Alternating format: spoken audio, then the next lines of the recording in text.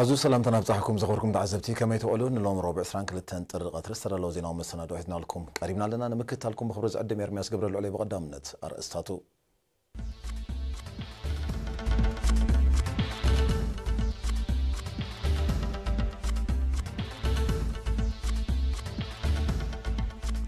اب دواقي بحر السراء اسلطات انبطا زخونه غدات كيورده غعزو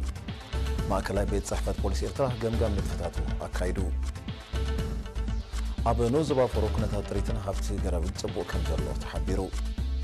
اب بوركينا فاسو بسخاريش برو متقعتي بوحد 36 برغيس تقتلهم تشاينا قطر غدات حدش عليت فيروس كورونا نبتش كبيرو مرحتي فرنسا امريكا نقداو متفنان دبلوماسيو مداي مفتوح ترداديوم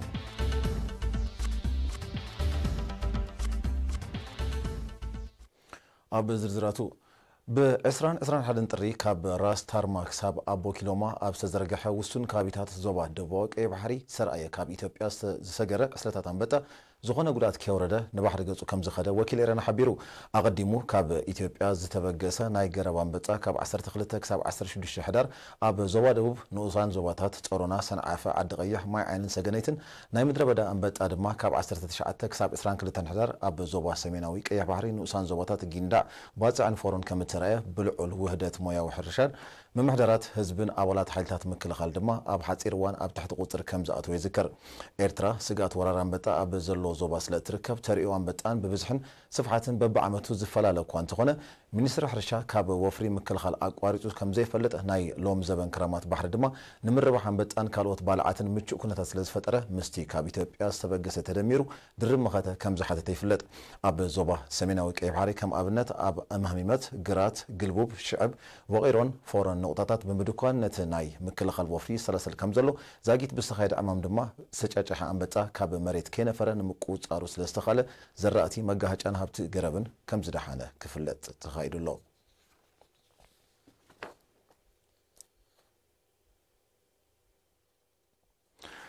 أزازي بوليس إرترا كولونيل محمد سقاي بإسران حدن طري أبو أدراش مأكلاي بيت صحفة بوليس إرترا مس أززت مدبرات حلفت مرمران مكل خالق جابن كمون كال أوز ملكتهم أبلا تركبا كايدو أب تركب أب كلتشان 19 نستسلسلة نتفتات بوليس بمنتر زنبورو بلجأتاتن دخاماتن بسفي حدار مقمقام نتهم دخاماتن حسراتاتن مفتاح سعرتات كم تخايدن يكايد كم زلون بريهو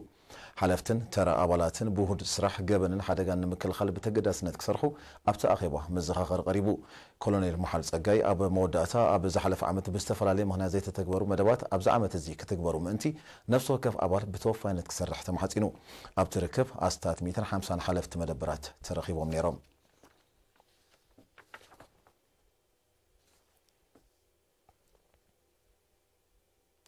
أب نوزبا فروب زلو طور كرامات مجهجاتتن هبت جربن صبو سلز لمعه طريت بقربه اخول زبل عن ستن كم زرخبه ازي دما اب طعنانن زهبو مهرتن عباس توصو كم زلو حلفي بيت صحفه منستر حرشا ابت نوزبا اتو تسفاي تولد حبيرو ابت نوزبا كاب كابتا زمصا حيالو طريت كم زلو صقسا اتو تسفاي مس بزحن متحواسن طريت كخصتون زخلو حمامات مبده اخول مدلوات تغيرو كم زلو ابريهو أتو تسفاي أسعبو إنساتات زقدام كم سجن إيراب تيلبادو سسحة عنشون زقارون أتكونتات بزلزمتشان ببزحي الرأي كم زلوا حزبي أب معك أب تفترو هابتي أسريت وزلوا نقح دما أبزو مدايزة عبا أسواتو كم زلوا قليتو تريتهم أخول مجهج أثاتن ماين رهيبا أب تبو درجة كم زلوا زحبرو قاسوت بوغنم حاليفو أب كبت زرع حمامات نمكتا منستر حرشانا كتابة مداب كسر علوم حديثهم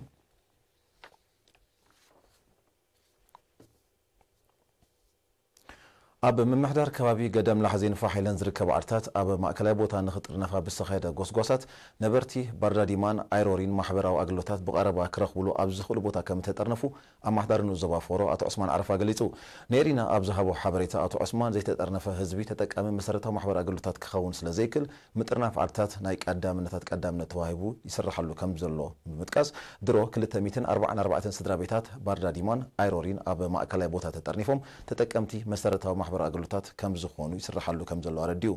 ኣቶ ዑስማን ኣስዒቡ እታ ዝተጠርነፈት ዓዲ ድሮ ሽማግለ ብምቋም ከባቢኣ ንምልማዕ ብዝወሰደቶ ተበግሶ ኣግራብ ክትተክል ከም ጀመረት ዝተረፈ ዓድታት ንሰናይ ተበግሶ ክስዕብኦ ፀዊዑ ነበርቲ ነሪና ኣብ ዝሃቦ ርእቶ ኣብ ባርዳዲማ ሳላ ዝተጠርነፈ ኣብዚ እዋን እዚ ተኻፈልቲ ማሕበር ኣገልግሎታት ክኾኑ ጀሚሮም ምህላዎም ኣብሪሆም ንሳቶም ኣስዕቦም ሳላ ዝተጠርነፈ ኣብ ቀረባ ቤት ትምህርቲ ተሰሪሐትሎም ደቆም የምህሩ ከምኡውን ፅሬቱ ዝተሓለወ ማይ ብቦጥ ይሰትዩ ከም ዘለው ገሊፆም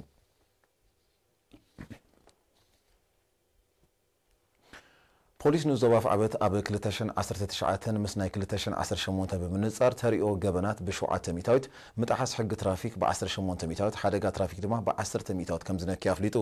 ኣዛዚ መደበር ፖሊስ ኣፍዓበት ሰርጀንት በየነ ርእሶም ብ19 ምስ ተቐማጦ ፍዓበት ኣብ ዝገበሮ ርክብ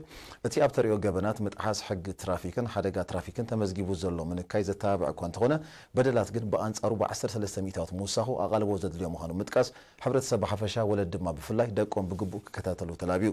ሓላፊ ምክልኻል ገበን ኣብ መደበር ኣቶ ኣልኣዛር ተኽለ ኣብ ወገኑ ህዝቢ ኣብ ኣተሓዛ ንብረትን ገንዘብን ጥንቃቐ ከዘውትርን ተርኡ ኣብ ምክልኻል ገበን ክዕብን ፀዊዑ ተሳተፍቲ ወገኖም ደቆም ካብ ገበንን ዘይስነ ምግባራዊ ተግባራትን ነፃ ክኾኑ ፃዕርታቶም ከም ዘዛይዱ ምግላፅ ተመሳሰልቲ ኣስተምሮታት ቀጻልነት ክህልዎም ተላቢዮም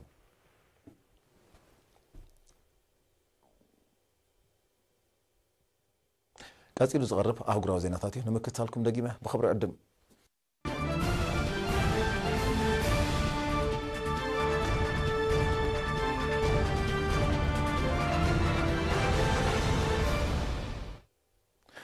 ኣብ ምዕራብ ኣፍሪቃዊት ሃገር ቡርኪና ፋሶ ብዝተኻየደ ሽበራዊ መጥቃዕቲ ብውሕዱ 36 በርጌስ ዜጋታት ከም እተቐትሉ መንግስቲ ናይቲ ሃገር ንዘውፅኦ መግለፂ ብምጥቃስ ማዕከናት ዜና ብ22 ጥሪ ኣቃሊሐን ኣብቲ ብ20 ጥሪ ኣብ ዞባ ሳማንቴጋ ዝተኻየደ መጥቃዕቲ እቶም ሽበራውያን ናብ ዕሙር ዕዳጋ ብምእታው መጥቃዕቲ ከም ዝኸፈቱ ብሰንኩ ድማ ሓያሎ ከም ዝቆሰሉ ዝሓበሩ ናይ ዓይኒ መሳኽር እቲ ዕዳጋ ሙሉእ ብሙሉእ ብሓዊ ኣቃፅለሞ ከም እተሰወሩ ኣረዲዮም በቲ ዝወረደ ሰብኣዊ ክሳራ ክልተ ናይ ሓዘን መዓልታት ዝኣወጀ ፕሬዚደንት ሮች ማርክ ካቦረ ነቲ ኣብ ሰሜናዊ ሸነኽ ናይቲ ሃገር ዝካየድ ዘሎ ተኸታታሊ መጥቃዕታት ንምብዳህ ልዑል ምውሃድ ሓይልታት ፀጥታን ምክልኻልን ከም ዘድሊ ሓቢሩ ቡርኪና ፋሶ ብሓፈሻ እቲ ምስ ማሊ ዘዳውብ ሰሜናዊ ጫፋት ናይቲ ሃገር ድማ ብፍላይ ኣብ ዝሓለፈ 2 ዓመታት ብልዑል ምንቅስቓስን መጥቃዕታትን ሽበራውን ሓይልታት ኣብ ከቢድ ፀጥታዊ ወጥሪ ከም ዝርከብ ይረድኡ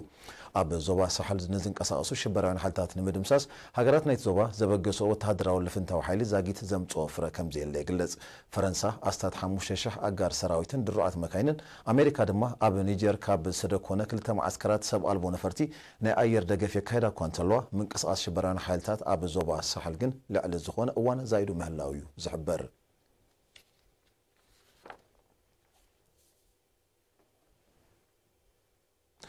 ቁጥሪ ግዳያት ናይቲ ካብ ሰብ ናብ ሰብ ዝመሓላለፍ ዝተረጋገፀ ኣብ ቻይና ዝተኸስተ ሓድሽ ዓሌት ቫይረስ ኮሮና ናብቲ 9 ክቢሉ ሻም ተወልደ ንዘዳለዎ ፀብጻብ ኣዘይ ብርሃነ ከተቕርበያ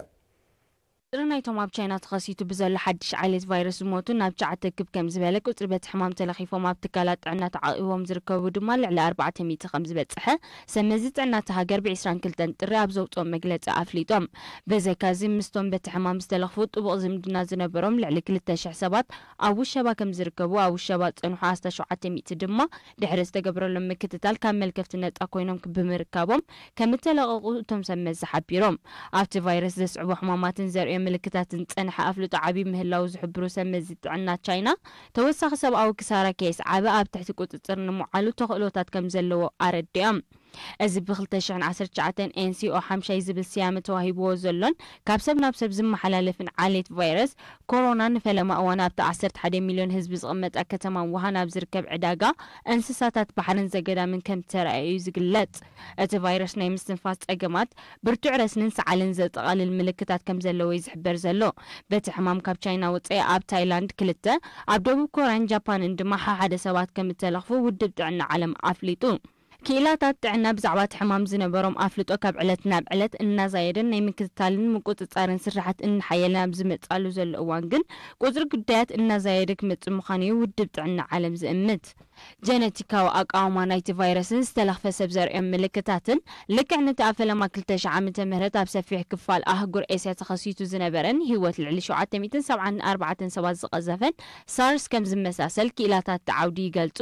ብሚልዮናት ዝቑጸሩ ቻይናውያን ሓድሽ ዓመት ሃገር ምስ ስድሮኦምን መቕርቦምን ንምብዓል ኣብዚ ሰሙን እዚ ናብ ዝተፈላለየ ሸነኻት ሃገርን ካልኦት ሃገራትን መገሻታት ስለ ዘካይዱ እቲ ቫይረስ ናብ ሰፊሕ ክፋል ቻይናን ካልኦት ሃገራትን ከይልሕም ስግኣት ተፈጢሩሎ ፕሬዚደንት ፈረንሳይ ኢማኑኤል ማክሮን ፕሬዚደንት አሜሪካ ዶናልድ ትራምፕን ጎን ናይቲ ኣብ ከተማ ዳቮስ ስዊዘርላንድ ዝቀንዐ ዘሎ ኣህጉራዊ ቁጠባዊ ዋዕላ ኣብ መንጎ ሃገራቶም ተፈጢሩን ዘሎ ንግዳዊ ምትፍናን ብዲፕሎማስያዊ መዳይ ንምፍትሑ ዘተኮረ ርክብ ከም ዘካይዱ ተቃሊሑ ፕሬዚደንት ማክሮን ኣብ ዝሃቦ ጋዜጣዊ መግለጺ ነቲ ኣብ መንጎ ፈረንሳን ኣሜሪካን ተፈጢሩ ዝጸንሐ ንግዳዊ ምትፍናን ብዲፕሎማስያዊ መዳይ ንምፍትሑ ከም ተሰማምዑ ኣፍሊጡ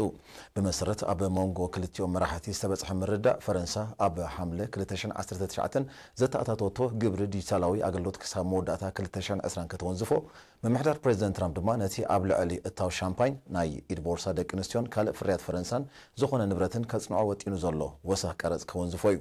ወከልቲ ክልቲአን ሃገራት ብተኸታታሊ ርክባት ነቲ ንግዳዊ ምትፍናን መዕለቢ ክረኽብሉ ክልቲኦም መራሕቲ ተሰማሚዖም ኣለዉ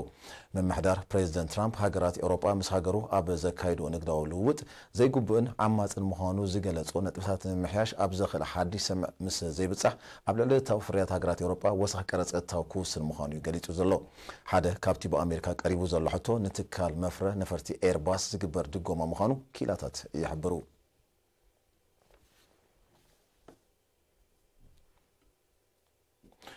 ሓይልታት ጸጥታ ሜክሲኮ ካብ ሆንዱራስ ተበጊሱ ንደባት ጓቲማላ ሰንጢቑ ኣብ ደባት ሜክሲኮ ንዝበጽሐ ቃፍላይ ስደተኛታት ኣብ ውሽጢ መሬቶም ከይኣተወ ንምክልኻሉ ኣብ ዝፈተንሉ ግጭት ከም እትወልዐ ማዕከናት ዜና ይቃልሓ ኣለዋ ሓይልታት ጸጥታ ሜክሲኮ ነቶም ስደተኛታት ንምብታንን ካብ ናብ መሬት ሜክሲኮ ንኸይሰግሩ ንምክልኻልን ዘንብዕ ጋዝ ከም ተጠቕሙ ክግለጽ እንከሎ እቶም ስደተኛታት ድማ ዳርባ ኣማን ከም ተጠቕሙ ዝሓበራተን ማዕከናት ዜና ኣብ ክልቲኡ ወገን ሓያሎ ከም ዝቆሰሉ ኣፍሊጠን እቶም መብዛሕትኦም ዜጋታት ሆንዱራስ ምዃኖም ዝተገልጹ ንጓቲማላን ሜክሲኮን ኣብ ዝፈል ዶባትን ዝርከብ ፈለግ ሰጊሮም ናብ ሜክሲኮ ከኣቱ ዝፈተኑ ስደተኛታት ልዕሊ 500 ከም ዝበጽሑ ጸብጸባት ይነጽሩ ሰመዚ ምክትታል ዶባት ሜክሲኮ ኣብ ዝሃቦ መግለጺ ዛጊት ብዘይ ሕጋዊ ኣገባብ ንዶባት ሜክሲኮ ንምስጋር ዝወጠኑ ልዕሊ 400 ኣብ ትሕቲ ቀይዲ ኣትዮም ኣብ ግዜያዊ መዕቆቢ ከም ዝርከቡ ብምሕባር ናብ ዝመጹለን ሃገራት ንምምላሶም መደብ ከም ዘሎ ሓቢሮም ኣለዉ ሚኒስትሪ ውሽጣዊ ጉዳያት ሜክሲኮ ብ17 ጥሪ ኣብ ዘውፅኦ መግለጺ ነቶም ብዘይ ሕጋዊ መንገዲ ናብ ደባት ሃገሩ ዝወሕዙ ዘለዉ ስደተኛታት መስገሪ ቪዛ ይኹን መሕለፊ ፍቃድ ከም ዘይወሃብ ብሕጋዊ መንገዲ ኣብ ሜክሲኮ ክጸንሑ ምዝደልዩ ግና ክፈቕደሎም ከም ዝኾነ እዩ ሓቢሩ ነይሩ ሃገራት ማእከላይ ኣሜሪካ ዋሕዚ ስደተኛታት ንምቁጻር ዝገብሮ ንጥፈታትን ምትሕባርን ከሐይላ ክጽወ ጸንሐ ፕሬዚደንት ትራምፕ እዚ ምዘይተሓጋገዛ ግን ሃገሩ ክትገብረለን ዝጸንሐት ሰብኣዊ ደገፍ ደው ከብሎን እገዳታት ከጽንዕነልን ከም ዝኾነ ኣጠንቂቑ መንግስቲ ሜክሲኮ ኣቐዲሞም ንዶባት ሃገሩ ሰጊሮም ናብ ኣሜሪካ ከኣቱ ኣብ ዝፈተነሉ ብሓለዋ ዶባት ኣሜሪካ ዝተዓግቱ ስደተኛታት ኣብ ግዜያዊ መዕቆቢ ከም ዝኣገሮም ይፍለጥ ዋሕዚ ስደተኛታት ዝዓበየ ጸጥታዊ ስጋት ሃገሩ ምዃኑ ዝገልጽ መምሕዳር ፕሬዚደንት ትራምፕ ኣቐዲሙ ዘቕረቦ ዓጋቲ መንደቕ ናይ ምህናጽ መደብ ብሰንኪ ገንዘባዊ ሞላ ክዕወት ከም ዘይከኣለ እዩ ዝግለጽ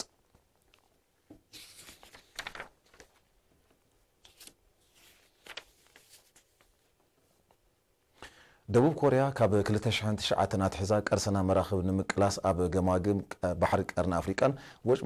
ወሽመጥ ዓደንን ኣዋፊራተን ጸንሐት መራኽብ ኩናት ክሳብቲ ኣተፋናኒ ኮይኑ ዘሎ ወሽመጥ ሆርሙዝ ክዋፈራ መደብ ከም ዘሎ ኣፍሊጣ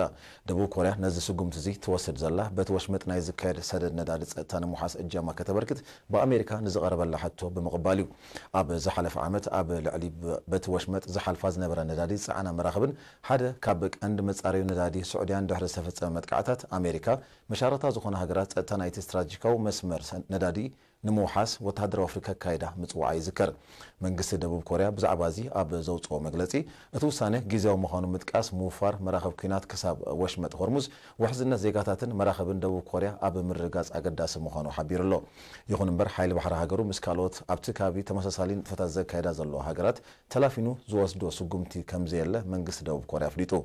ካብ 2009 ኣብ ወሽመጥ ዓደን ተዋፊረን ዝጸንሓ መራኸብ ኩናት ደቡብ ኮርያ ምስ ናይ ኣፍሪቃ ኣሜሪካን ኤውሮጳን ወታደራዊ ሓይልታት እናተረዳዳ أنصار كرسنا أب زكايد وفرتات كنتفا كم صنح زحبرو صبصبات بقندو دحنت نايتن ندادي صعنا ناب دبوب كوريا زغعزا مراخب أب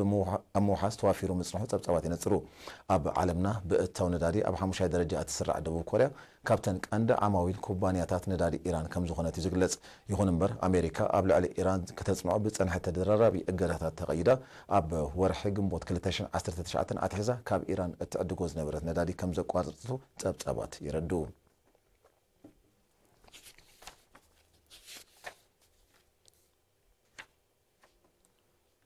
أب موداتا بإسرائيل حدن طري أب مبرقاوي اسبانيان دوا فرنسا بستخسته غلوريا زبل سيام استوهبو برتو حببلا زسعبو حدقاتات على قلقن سبعون وطاون كسرتات وريدو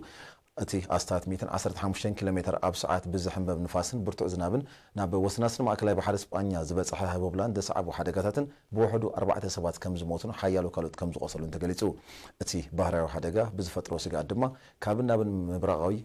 اسبانيا زكايد براتات كقوارصن كلو مسمرات مغوعزه بابور مدري كاصو تجديدو كم زو على تحبيرو زوبا فالنشان كبابيتا دسيسات بالريكد بتح بحريو حدقا زياده استاسيا مخانه تغليصو اتهبوبلا ناب كال كبابيتا اسبانيا غصو كيلحم سغات فطيرو كان تنبره انفتو بمقيار ناب دبو كفال فرنسا غصو كم زمراحو يزغلز زلو هبوبلا غلوريا دحر 1982 ابزو وقتي حاجاي اب دبو شنا فرنسا كاب استخصو تمسسلتي بحريو حدقات زبرتع مخانو سمزي مكتال ميترولوجي يحبرو أرتا سيفلا ودحنت فرنسا كأند مسمرات رجع بالنمعصون زيجاتات نابو حس كبابي نخجعزون بزجبرو كلمة من دلوقت كسرتات نايتي بحر وحدقة نمكوت أركم التخالي يحبرالو أب تكمتيك لتنشن 19 تمسس على حدقة هبوبلا أب تمسحب بس أحتي زخونة وسناسن وأكلاي بحر إسبانيا فرنسا تخصيتو من بارو يذكر